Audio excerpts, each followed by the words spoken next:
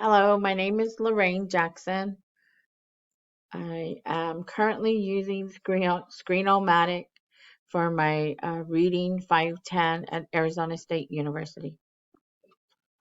A little bit about myself. I come to you from the San Carlos Apache Nation, which is located about 90 miles east of Phoenix.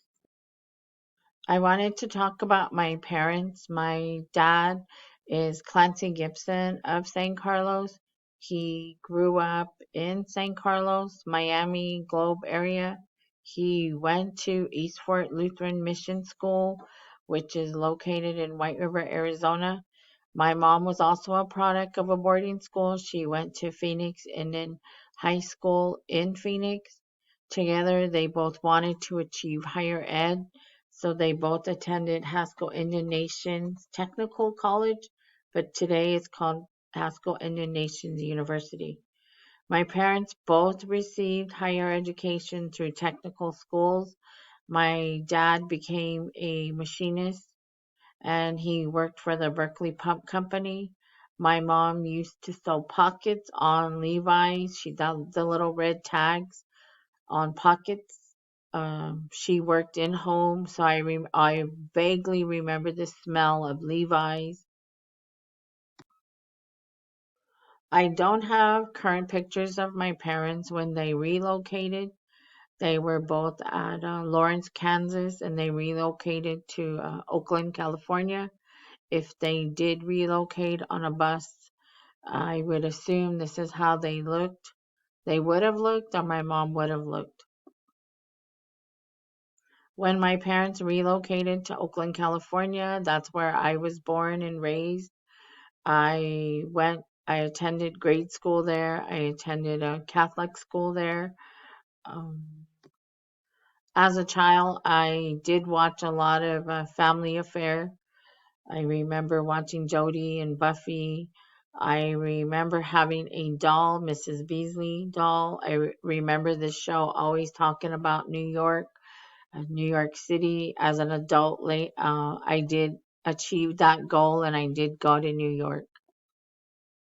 When I was young, I remember that the BART transit system came through the Bay Area. I remember riding the BART. I remember going across the water to San Francisco. I remember my mom always saying, "We're under the water, we're under the water." Now as an adult, I know what she meant. As a child, I was really crafty.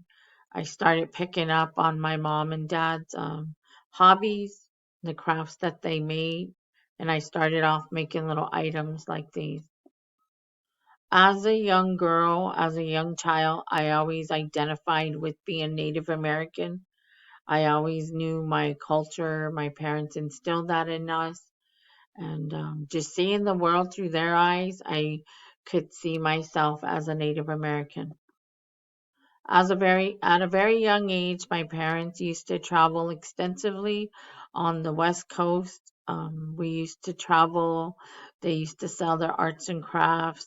They became part of communities. We went to many different tribal nations on the West Coast. As a young child, my family and I began performing in we began performing in fashion shows. We went to different cultural events, openings.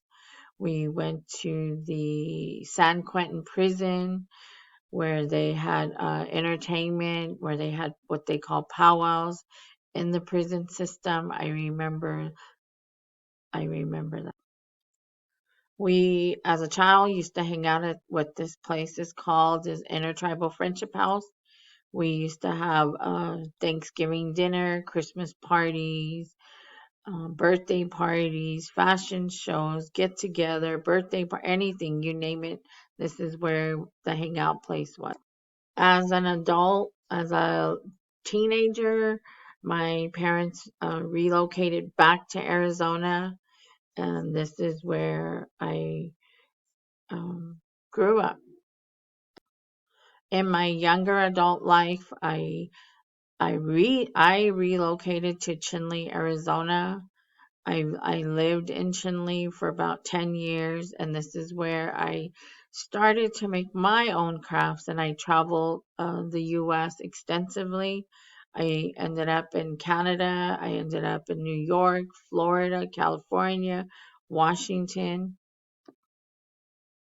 My sister did many ceremonies, traditional ceremonies on our reservation, and through her, I began seeing how Native American, our Apache girls wore tea necklaces, and I took an interest because I remember as a young child, my mom used to make them for ceremonial purposes, and this is where I came.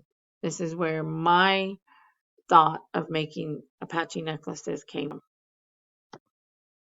This slide here that I have is probably one of my first items that I ever attempted to make.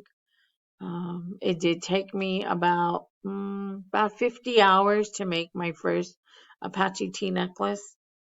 And I did not graph out any designs. I just remembered in my head, and I just know that it has a lot of counting. And here are some of my necklaces that I did make. I make cultural pieces.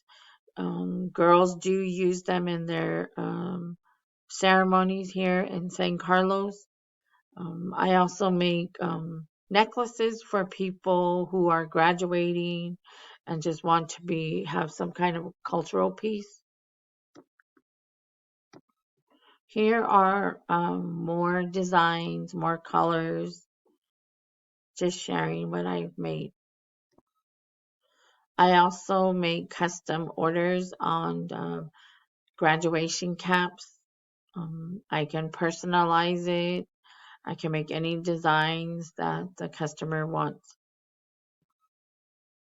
Here I am just sharing more of my cultural items, cultural pieces that I've made. Um, I've had many customers all over the world who appreciate what I make.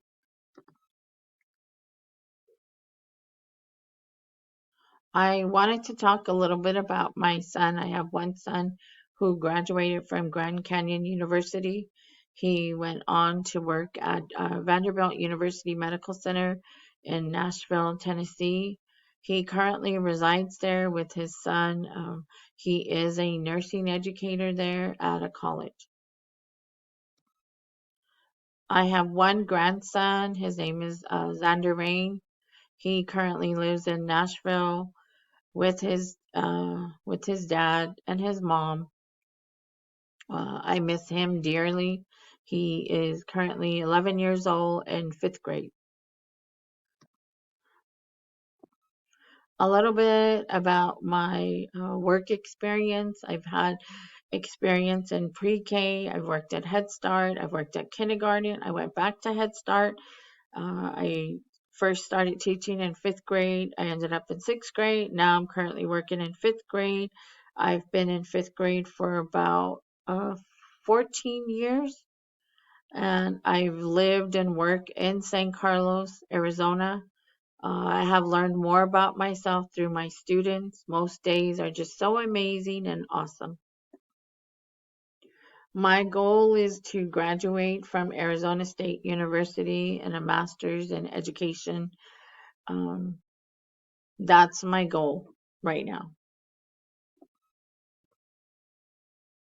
My ultimate goal in life is to have one of my cultural pieces being to be displayed at the National Museum of American Indian at the Smithsonian. That is my ultimate goal, one day to have one of my pieces there.